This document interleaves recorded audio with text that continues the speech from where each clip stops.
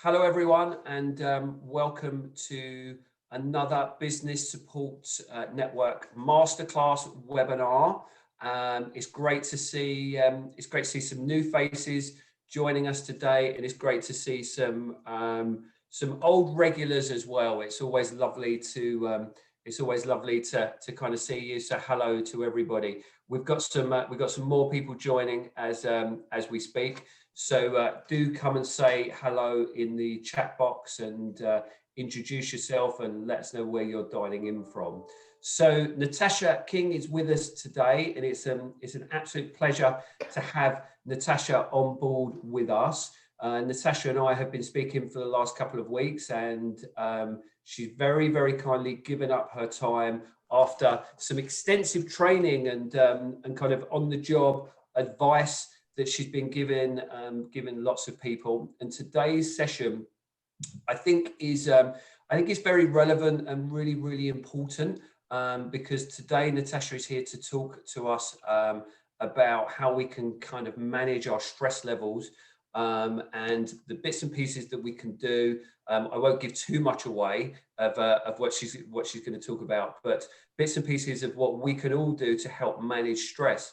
And I think it's fair to say that we did have a kind of moment of positivity over the last kind of month or so, but it seems as though we are kind of keep getting a bit pummeled at the moment with bad news, and the stress kind of seems to be mounting all of the time. So I think this is very timely. I think it's very welcome.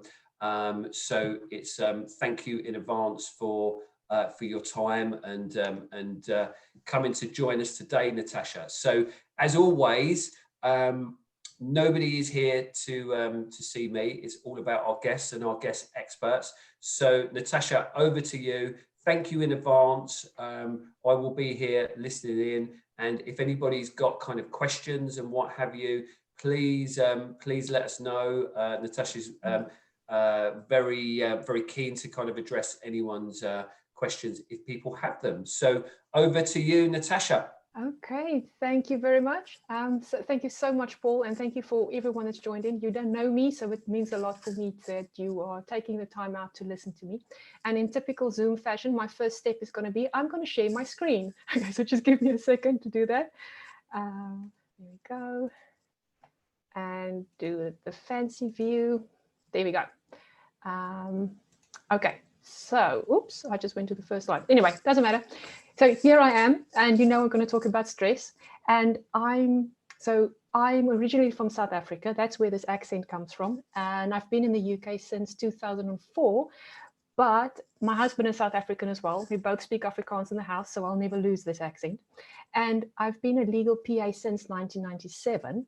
And I'm now also a resilience coach. So the whole journey to becoming a coach actually started 5 years ago, because I'm thinking you probably want to know why me? Why can I talk about these things? Oh, and I also just quickly have to say the coaching in my name there is between brackets because I'm still a full-time PA and the coaching is a side hustle for the moment. One day I'll remove those brackets and I'll just be Natasja King coaching with my Vistaprint mug.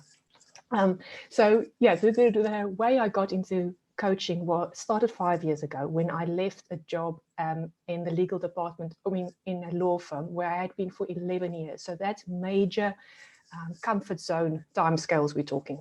Left that job to go into the legal department of a media company. And that was a total shock to the system. If anyone had ever done that change, going from private practice law firm into a company where the legal department is a small piece of the bigger company, it's a totally different ballgame. So, and on top of that, I then chose to have surgery to my feet. So I am corrective surgery to fix things that have been wrong for 40 years up to that point. So I had the surgery, and then I had to be in a cast from my toes to my knee for 8 weeks, then 6 weeks of physio, then I had a break of 6 months, and I did all again with my left foot. But the left foot had a little bit of a complication in that I had developed contact dermatitis from the plaster that they put on the incisions, and I didn't know that. All I knew was for 24 hours a day for 8 weeks, my foot was on fire, and I couldn't get relief from this burn because, of course, it's under this plaster cast. And that really messed with my head. I'm going to be honest here, it messed with my head. I had bits of depression, anxiety, some irrational thoughts of getting scissors and I want to cut open the plaster cast, but to get to relief from this burn. And of course, it didn't happen. So that was almost the start of my whole resilience, trying to overcome a difficulty. That's where that idea started for me, because I had to deal with this. And then after this, the cast eventually came off, 6 weeks of physio. I strengthened again, or got back to my walking speed. And then I said, okay, now I'm going to resign this job as the media company. And I went for a job as executive assistant in a law firm again. But I only stayed about 5 months because I don't think I was mentally or physically, I think I was still mentally and physically drained from the previous job and the surgery. And then I thought, but Natasja, then I took 6 months out and I just tried to find myself again and recuperate totally. And in that time I thought, but how did I deal with the surgeries? How did I become so resilient that I overcame that, so much so that I thought I could get a new job after all of this? And it was keeping my eye on the prize, looking towards the future. Why am I putting myself through these surgeries? It's to wear beautiful shoes, to throw away the orthotic insoles, to walk on the beach barefoot without pain in my hips or my toes. And I use that same thinking to then find my ideal job, my new job, the one that I'm still in now. I said to myself, instead of focusing on what I don't want from the previous jobs or what went wrong in the previous ones, how do I want to feel when I'm in the office? How do I want to feel when I leave the office? How do I want to feel on a Sunday evening knowing that I've got to go to work tomorrow? The salary I want, where the offices should be, the kind of people I work for. I looked to the future. I was solution focused, and that helped me then find the job I'm in now. And that's why my coaching starts, you can see on this slide, is solution focused. There's a positive energy and the mind-body connection. All of that together helps I just want to quickly move something out of the way, helps my clients create the life that they want. And the people on this call, or everyone in the business support community, you know about being solution focused. It's a different word for problem solving. That's what we do. And sometimes you get stuck in life when you can't translate that solution focused thinking, that problem solving, into relationships, into health, your health, into career progression. And that's where coaching can help. You can obviously also try and just think to myself, how do I do it in the office? Maybe I can do that in life. And the flip side from being so problem solving orientated is that we do everything from our side, but then sometimes people in the office or around us, they don't do their bit. So you order the Nespresso pods for the coffee machine and the courier never arrives. You send out the action notes after a meeting and no one does what the action notes said they would do or they should do. You know what I mean with that feeling of, I'm doing my bit, I want to move things forward, I'm energized, I solved the problem, you just need to do a small part, and then they don't. That then leads us very nicely into what we're going to talk about today, and that is dealing with stress, because a lot of the stress comes from feeling you don't have control and you can't always control other people. So what you will learn today is how the mind and body is connected, the instant stress relief technique. Now, ironically, this is the longest word in this presentation. It also has 3 slides where everything else I think has 1. And I get my tongue tied over this, but it's an instant technique, but it's a lot of words for me to explain it. Talk about meditation and mindfulness and ANTS. Now, that's an acronym. It's not really ANTS. I'll explain when we get to that. So the mind-body connection, as you can see from that little picture, if I say mind, that's thoughts and emotions, everything that goes up here. And that connects with your body, and the one affects the other. And if something gets stuck, the other bit is going to get stuck as well. So blushing when you feel embarrassed is an example of mind to body. And getting a massage that relaxes you is an example of body to mind. Think about it. You're feeling embarrassed, but your cheeks go red and you feel hot. How does that even work? For me, that's just magical. And getting a massage. So you're going into this beauty salon or wherever you get your massages, you smell the aromatherapy oil, you hear the plinky plonky music, It's low lighting, it's warm, and someone is massaging your muscles. They're doing something to your body, but it relaxes your mind. That's the mind-body connection at work. And it works through chemical substances called neuropeptides. So neuro should give you a clue, brain, which binds with the receptors on the surface of your cells. And the neuropeptides are produced by the nerve cells in the brain. So that's the seat of our thoughts and our emotions. So the chemicals come from here. And then until the 1970s, it was thought that only the brain and the nervous system have the receptors for these chemicals. It kind of makes sense that you would assume that. I mean, if my brain is producing the chemical, surely it can only interact on brain cells. Not true. Dr. Candace Pert and her team discovered that the receptors are in fact on every single cell of your body, including your immune system. That's why you can think yourself ill or well, and the placebo effect is an example of this. The skin, that's the blushing in work. The muscles, that's the massage. Even your digestive system. So when you get stomach cramps from stress, it's because the receptors to whatever's going on in your brain, those chemicals are talking to your digestive system. And that means that every part of your body knows what the other part is up to. Your body responds to what's going on in your mind, and your mind to your body. And this is key. If you can use this to your advantage, you can get relief from stress symptoms. And stress is like an illness with its various symptoms. And here's some of those symptoms, like flu. You know you've got flu because runny nose, cough, whatever. Same with stress. You know you are stressed because, for instance, you've got a headache or you're irritable. You can see the orange circles are more the behavioral, thought-based symptoms that you know you're stressed, and the other ones are in your body, they're physical symptoms. And if you become aware of this, or you know in your body that when this happens, I know I'm stressed, that's a very good thing, because for the instant stress release technique, you can remember this ABC. A in that technique is becoming aware. As soon as you notice the symptoms of the stress, you've already started to distance yourself from it. And there's a smiley face, because the fact that you notice this means a part of you is not it. You are almost, if you think of yourself as looking from the outside, saying, oh, my stomach is cramping and I've got a headache. I might be stressed. That means the part that's noticing it is not stressed. And there's this little bit of relief that you get from knowing that it's that. So it is only a part of you that's feeling the stress. And at the same time, it is apart from you. There's a part of you apart from you. You are, in other words, not angry, worried, or stressed. You are feeling angry, worried, or stressed. And this is a very nice thing to remember if someone comes to you and say, oh, you don't look so well today. And you say to them, I'm stressed, or I'm anxious, or I'm worried. Change those wording to say, I'm feeling that, because that enhances this whole idea that it's not all encompassing. It's not all of you. This worry hasn't taken over. There's a part of you who knows that you are worried, so that part isn't worried.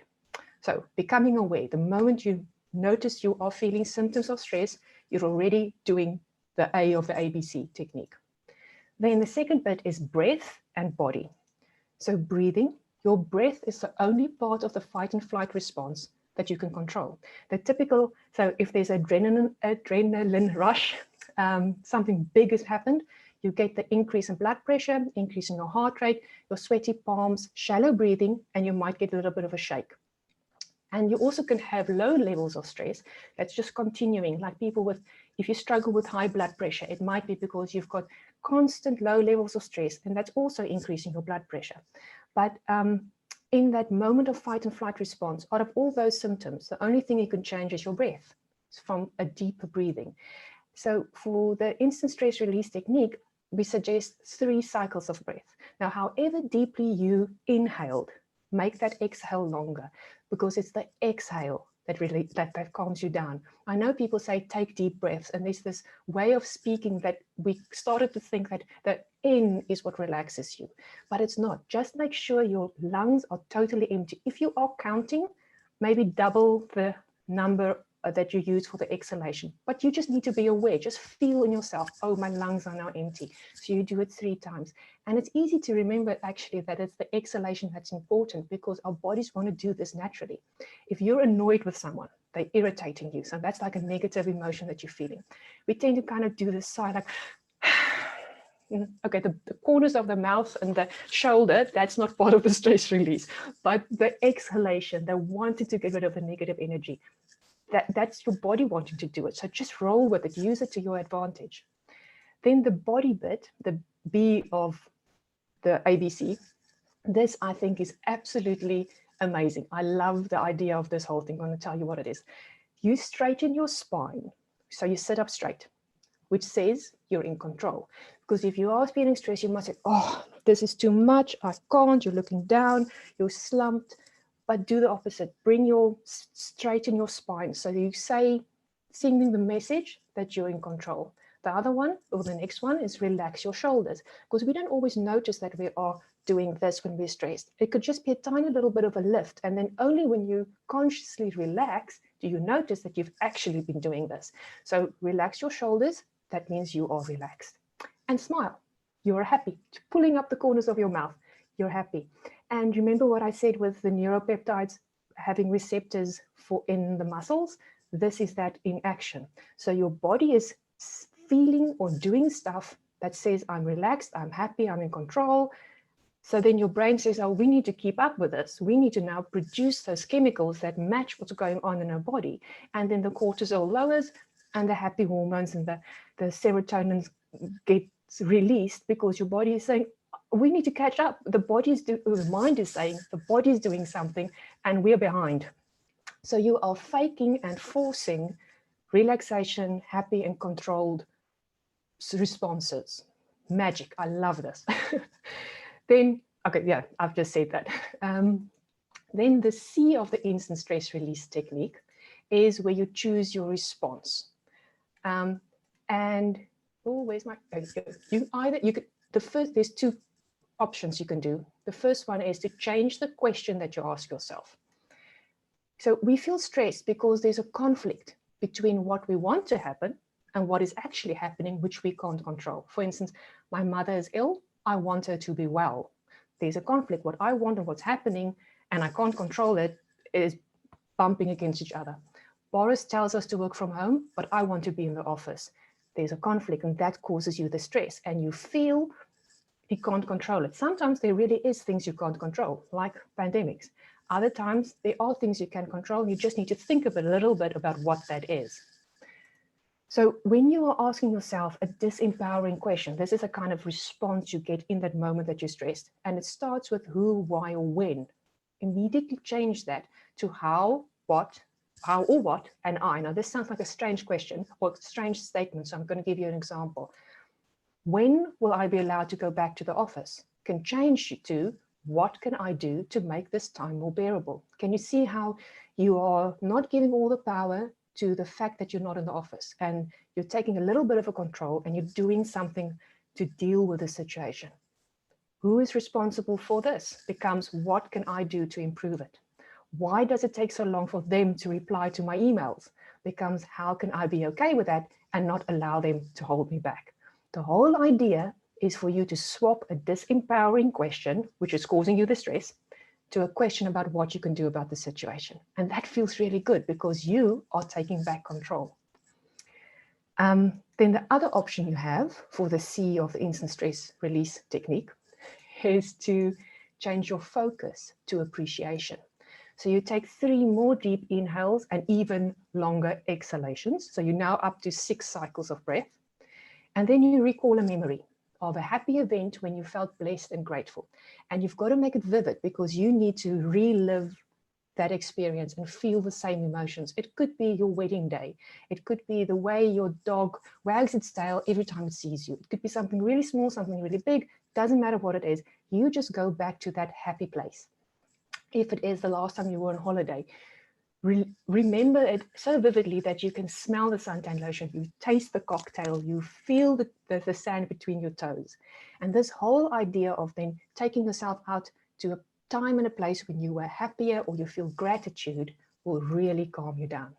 So the instant stress release technique, in other words, is you're aware that you're stressed, which is already the first step. You breathe deeply and even longer exhaling, so at least 3 cycles, and you use your body to your advantage by sitting straight, dropping your shoulders, smiling, and then you choose. Either I change the focus or I change the question. And if you then think of this instant stress relief technique as the clearasil for the pimple, then the next thing I want to show you is the daily cleanse, tone, and moisturize of your skincare routine that keeps those pimples away. So this is the emergency spot treatment, and hopefully you don't need that as much if you do the next bit. That's meditation and mindfulness.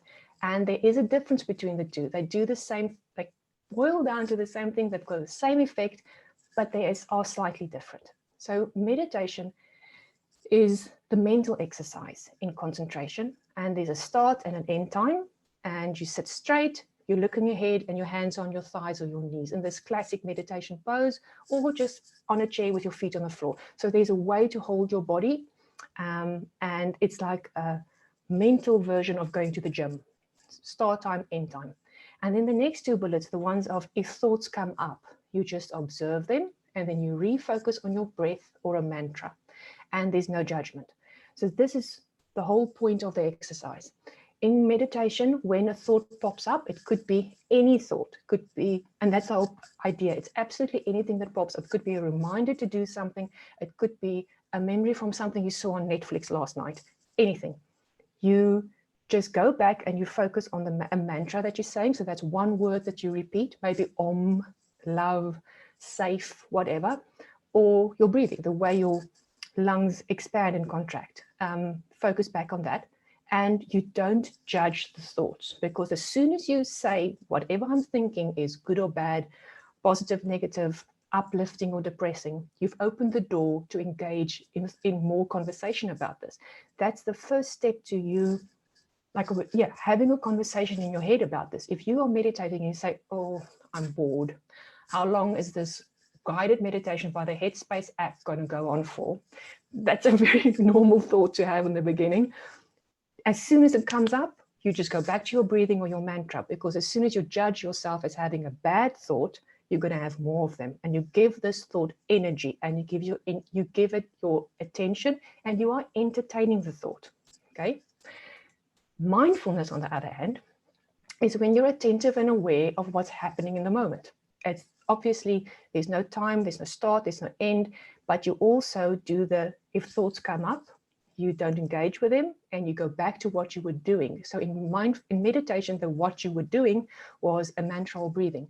In mindfulness, it could be making tea. And if you are mindfully making tea, you will listen to the sound of the water boiling in the kettle. You'll notice the color change of the water as soon as the hot water hits the tea bag. You feel the cold air on your face when you open the fridge door. All of this is you're in the moment. You're so totally consumed. Your mind is full of what you're doing that there's no space for other thoughts. But other thoughts will pop up. But then you do the same thing. You notice the thought. You don't say it's a good or a bad thought. You don't entertain the thought. You just go back to what you're doing. So mindfulness is a tiny bit easier than meditation, because you can incorporate it into your day. You don't need to set aside time for it. And it's easier to bring your attention back to what you were doing than maybe trying to concentrate on your breathing. If this is the whole idea of mindfulness and meditation is new to you, I would suggest start with mindfulness and eat a biscuit mindfully, read a book mindfully, which means, by the way, not turning a page and checking your phone and then reading the next page and checking your phone for an update. You are fully engrossed in this book. You are fully engrossed in typing the email, in knitting, in walking, whatever it is. And then I'm just now going to say something that I was thinking to myself is not really stress related, but I feel really strongly I want to share this with the team, and it's been lying on my heart for a few days now. And I've had this conversation with myself, like, you don't need to say this now, but I'm still going to say it. It's when I talked about the mantra, I said one of the mantras you can use is safe. And I'm feeling we all need to remind ourselves to feel that we can feel safe. So you can turn the word safe into an affirmation as well. I am safe. And you repeat it through the day, or you just focus on the one word, safe, safe, safe, repeat that as well. And it's the idea that I think we feel vulnerable. This whole period of COVID and job security and everything that's going on in the world is making us feel small. And so the opposite of safe in this case is to feel not vulnerable. It's not the lock and key burglar alarm type of safe. So if you can remind yourself that you are safe, that even if you're small and vulnerable, you are in this maybe like a bubble of safety, a cocoon of safety. You can add visualization to this, or this is at least how I think about it. The big bad world can't get to you. You are not at its mercy because you are safe. If people are making decisions in the office about jobs, if the government is making decisions about levels of COVID restrictions, you're still safe. You're safe in your bubble. You don't need to feel vulnerable. So that's a kind of a message that I wanted to leave with you. It's not stress related, but it is feeling good related. Okay. Now I'm just going to go back to the original slides. The next slide is to say to you that not all thoughts are equal. We can have a different kind of thought as well, and they can pop up at absolutely any time, also while you're meditating or be trying to be mindful, but usually they pop up at the strangest times. And it's these kind of thoughts like, no one likes me. You imagine everyone ignoring you when you speak up in a meeting. So they could be a picture that you see in your mind. It's not just a thought that pops up. I'll never get a job. The memory of your friends laughing at you when you tripped over the stairs when you were 5 years old. I get a lot of these. It's like, what the hell? I'm in my 40s and I'm still remembering childhood things that was small events that still pop up every now and again. I'm like, why? Okay. Or you imagine a magazine editor will reject your pitch. That happened to me about 2 weeks ago. And I had this thought and I thought, I know they will reject it. And I said, no, and send, hit the send button, send the pitch to the editor anyway. Or you have a thought that says, I just know they'll think I'm stupid, or I'll always be overweight.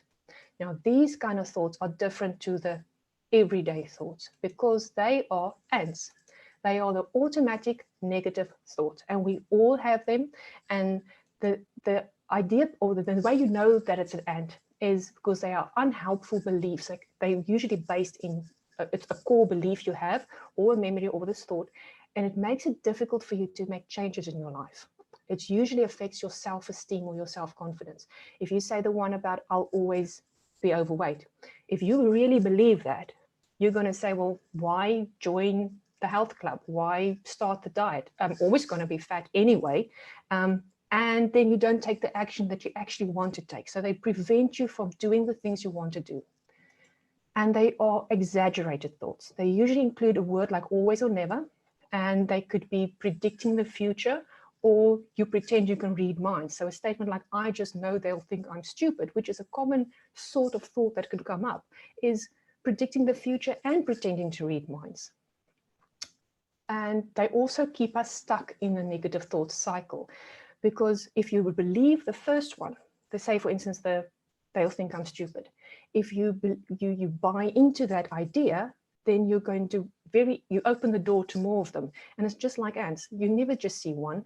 5 minutes, another one is added to it, and then you've got this whole row of ants.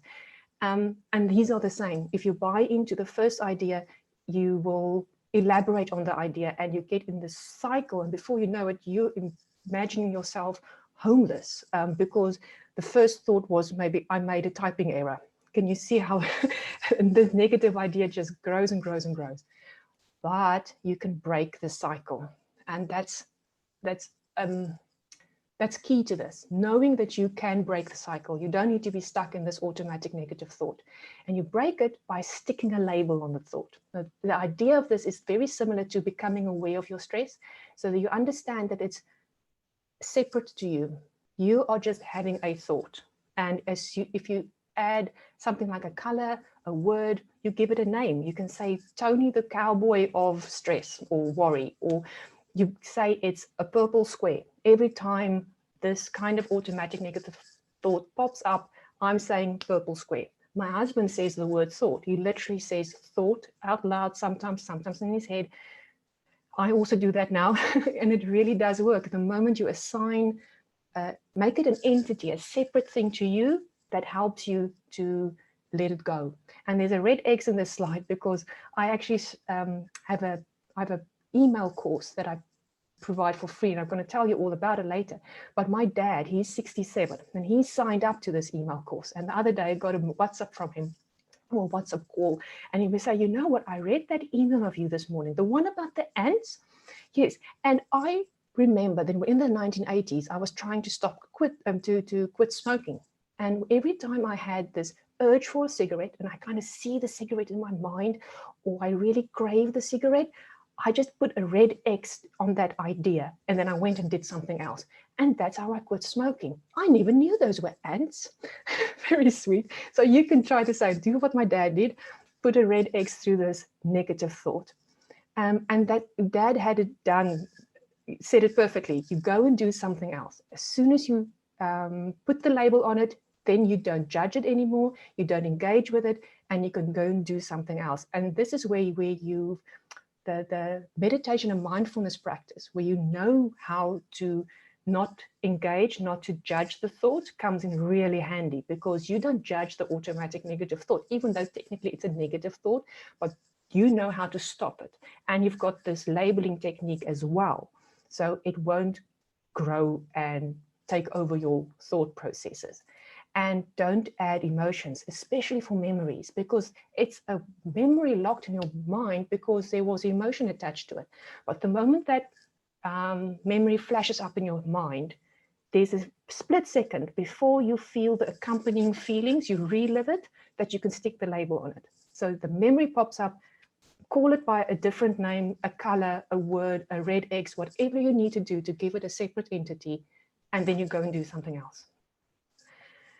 So, I feel I've gone through this really quickly. I probably have, because we are now at the end of all the slides, and I'm just going to do a quick summary for you. And I really hope you found value in all of this. So to sum it up, how the mind and body is connected, it works by neuropeptides that are speaking or connecting to receptors of every single cell in your body. And the mind and the body is connected and in constant communication. So use this to your advantage. If you understand how it works, you can control it all. And the instant stress relief technique, the A stands for being aware. You notice that you're feeling a symptom of stress. That's the first step, and you're already actually feeling better. Breath and body, breathing, remember, out breath longer than in breath. Body, sit up straight, drop your shoulders and smile. And then you choose either to take back control with a how, what, and or I, how or what and I question, or you change the focus, you go back to your happy place. The meditation and mindfulness, it's a daily practice to help you focus and stay calm, so you don't judge thought. As soon as you say this is good or bad, you're engaged in a conversation, and it'll be more difficult to pull back from that idea. And the ants, they are negative thoughts, and you can give them a label, a color, or a name. And then once you've done that, go and do something else, or go back to what you were doing. So that's it. And so these are my ways of using the mind and body to help you deal with your stress. And I've got some other things I'd like to share with you, which is a field-supported email course. This is the one that my 67-year-old dad is signed up to. It's totally free, and it's 7 emails over 14 days that I'll send you in the morning. And the topics are self-care, self-esteem, power of words, power of images, so that's visualization, negative thoughts, which is similar to what we just talked about, gratitude, and optimism. And some of the emails have a little worksheet that you can download and fill in. There's one with a fun experiment. There's somewhere I'd ask you to take a photo of something, and there's some other downloads as well. And you can find all of them on my website, very imaginatively named natasjaking.com. So that is the presentation. And natasjaking.com, I think it's Kate looks like she's writing down something, so I just want to keep this keep it on the screen a little bit longer at natasjaking.com. So I'll stop the share and go back. That's it. Fantastic, Natasja. That was that was really enjoyable. If anybody has got any questions that they would like to kind of pose, then please feel free and drop them in the chat box and what have you. Natasja, maybe you could put your website address on. But maybe you could put your address into the chat box there. So there you go. So people have that. That's good. So we've got some comments coming through. I'm just kind of keeping an eye on these. People are saying that somebody here is saying that they practice these principles daily, but they really like the ants info. So yeah, that's amazing. If you already do this kind of thing daily, your brain is already wired to not entertain the thought. I love that. We never realize that we are keeping those ants entertained by giving them our attention. So you could you could start applying that when those negative thoughts pop up. Good job. Fantastic. Somebody else is saying how much they like the ants technique and the labeling practice tip, and they're going to put this into practice. Yeah, by the looks of it, we don't have many questions, but we're having lots of compliments. Thank you, Natasja. Brilliant presentation, very informative for stress. How do you feel people think?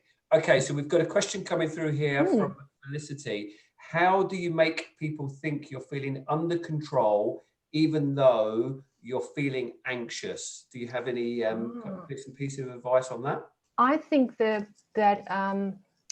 body technique of the instant stress relief, when you look like you're in control and you've got a smile. I mean, no one can think that you are stressed if you're doing this.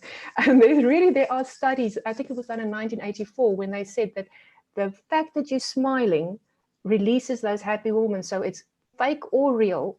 And of course, you're giving that impression to other people as well. So I think hold your body in a way that exudes confidence, control, calm, then people will see it that way, and you will feel that way because your chemicals in your brain are going to start responding. So it's a 2-for-1 win, actually. And I think a big one is sitting up straight and dropping your shoulders. I do that a lot. You kind of tense gradually going up. Someone walks into the office, or you see you in a aisle in the shopping center or in the shops. You just send out this image. You're waiting for the bus and you look like this. People are thinking that you are under pressure. Oh, see, there it happens again. The English language, I just love it. You are under pressure, so you feel under and small. Do this. I think that'll help. I would, do you know what? I would agree with that wholeheartedly. I've, as a lot of people know, that I talk publicly and on bits and pieces in here. And one of the things that I always try to do is put a big smile on my face, even though at times when I may feel nervous and people probably don't think that I am. And I actually learned that from one of the tips that I was given in relating back to sport. When I was training for my first marathon, I was told that at one point it's going to hurt like you've never hurt before. And it says to just put a smile on your face to try and get through the pain, because it kind of helps you go through that pain barrier. And I tried it, and I remember that it did work. So that's amazing. It kind of stuck with me for a long time there. Actually, now that you say that, I just wanted to give you something. Oh wait, I've got a little sticky note next to my screen that's behind this one. You can't read it, but I'm going to read it for you.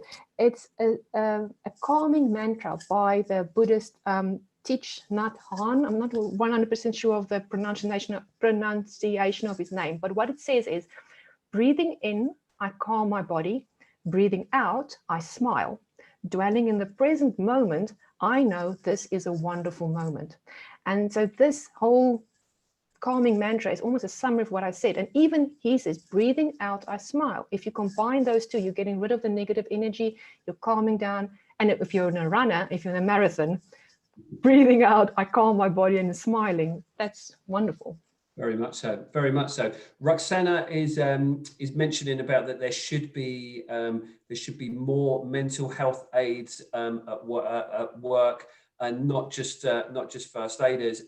It's very interesting that you say that, Roxana, because we are actually quite close to going live on our brand new website, the-bsn.com. We're quite close to going live on a mental health first aider course, which people can take which is a kind of introduction to mental health first aid at work. So it's interesting that you say that there. It's a very valid point, and I think a lot of people are kind of going through that. So we're trying to kind of take the lead on that as well, and help people with it as much as possible. Lots of really positive comments coming through. Now, for everybody on this call, Natasja and I were kind of were chatting previously, and we thought that there was lots of things that could be covered, and we made an executive decision that we would split the topics up into 2 webinars. So do you want to give people a bit of a heads up of what to expect next? Because I think it's safe to say that everybody's enjoyed it. So you're going to be coming back for some more, aren't you, Natasja? Yes. Now, I was planning on putting in the bit I'm going to tell you about now into this one, and I thought, no, I need to do justice to the stress bit and do justice to the next bit, and I wanted to. Oh, it's so exciting. The second half is about the emotional guidance scale. It's like there's 22 ways we can feel and how to move up to those light feelings, those good feelings, I'm on top of the world, top of the list kind of feelings. And the ways you would do that is with self-care and gratitude. And gratitude on its own is a huge topic. There's so much science behind why being grateful is good for our bodies, and the mind-body connection between showing gratitude. Oh, and I'm getting goosebumps just at the idea of sharing this with you. So yeah, the next one would be the emotional guidance scale, when you're feeling low at the bottom of the scale, how to get yourself up. And self-care, of course, it's crucial, and gratitude is the one way that you can speed up that scale really fast, really quickly and very effectively.